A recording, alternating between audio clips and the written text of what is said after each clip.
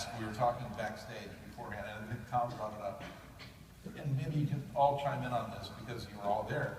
Talk about when, this is hard to believe, talk about, Tom, when Disneyland was closed on Mondays and Tuesdays.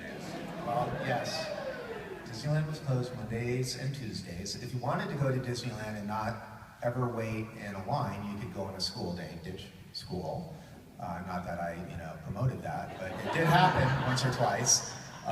And if you, were lucky enough to do that, you had practically the whole park to yourself. I think those days would be like 3,000, 4,000 attendants. I found out later.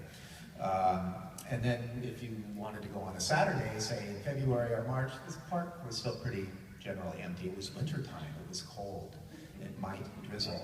And so people didn't go to Disneyland, so much in the wintertime. Of course, it was as crowded as ever in the summertime.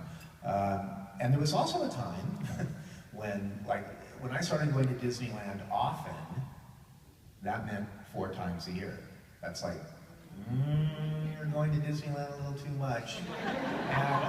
Most of them went 4 times today. Yeah, I know. I remember there was a time around 1970 or so that I went like a 5th time, and my mom got really angry.